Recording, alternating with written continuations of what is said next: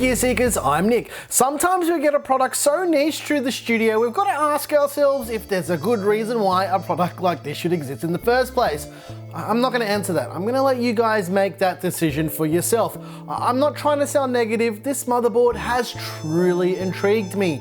In this video, we're checking out the NZXT N7 Z390 motherboard that supports Intel's 8th and 9th generation CPUs.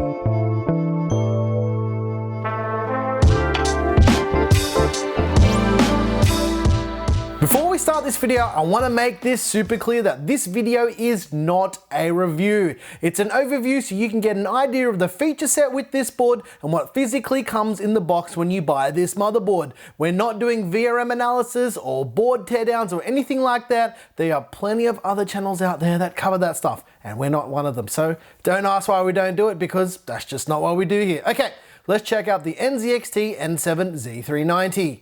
Okay, let's take a look at this mythical motherboard. Yes, ladies and gentlemen, it really does exist. So with that said, let's get it out of the box so we can take a little bit of a closer look. This box is a little bit harder to open than a usual motherboard box. It's a little bit different to other motherboard boxes as well. Okay, oh, there it is. Okay, video done. Just kidding. Let's get this out of the way and let's first take a look at all the things that come in the box. The first thing we can see already is the installation manual and the guide of how to install everything. This shows you how to install the CPU, how to install RAM. It's actually not a bad guide for a first-time builder.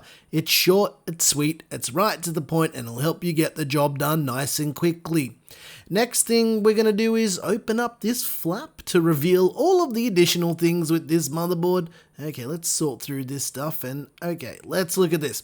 These are the screws that come with the motherboard. Now you're probably wondering, why do they look different to regular motherboard screws? Well, these are to help you mount them with the armor plating that's on top of the board. So yeah, they're just longer screws. Okay, next up we've got 4 Sata cables. This is to plug in your 2.5-inch SSDs or your spinning rust or any type of SATA drive. Let's get these out of the way. Be gone. Okay, next up we've got the 2 Wi-Fi antennas, because this motherboard does have built-in Wi-Fi. Apparently these antennas are lead free. Don't know why they're telling us that, but okay, let's move right along.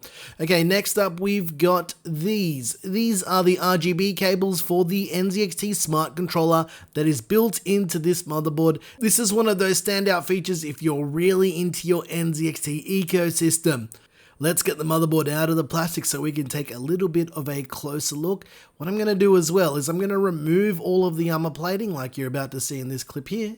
Speed it up. We're going to take everything off. It's pretty easy to take off. You just pull it and you don't need any tools. It just takes a little bit of patience. Okay.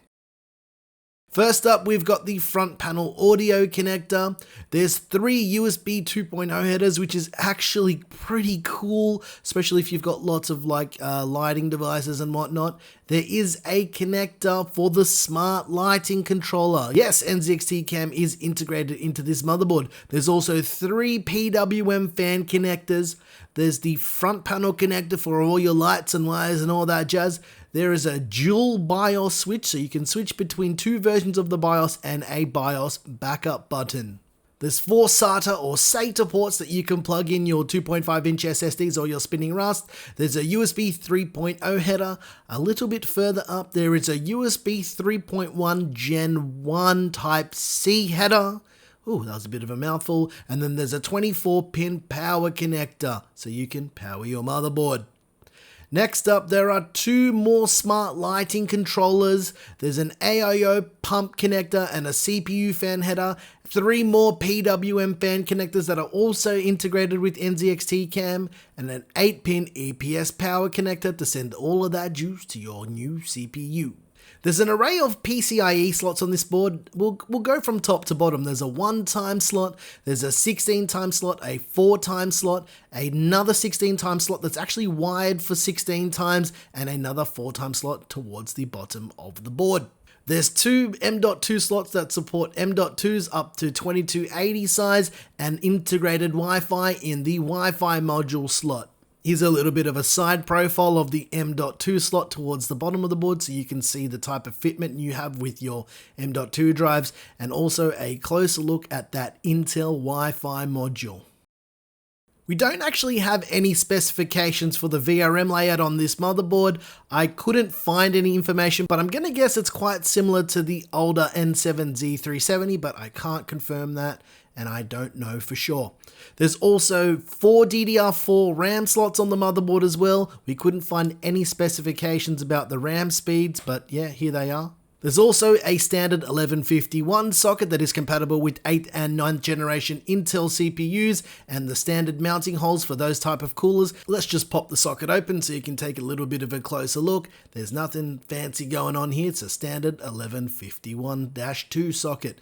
Let's take a look at that rear I/O. There are Wi-Fi antenna connectors, there is a power and a reset button, there's a clear CMOS button, an HDMI port and a diagnostic screen. There's a bunch of USB 3.1 Gen 2 ports and Gen 1 ports, and there's gigabit Ethernet and 7.1 digital surround sound, and also an included and integrated I/O shield.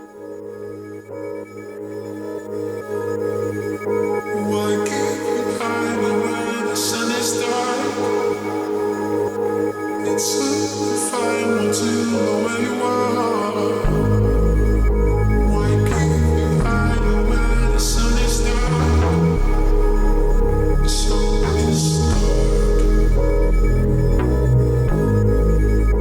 Why can't you hide when the sun is dark? It's hard to find one to know where you are. Why can't you hide when the sun is dark? So it's dark.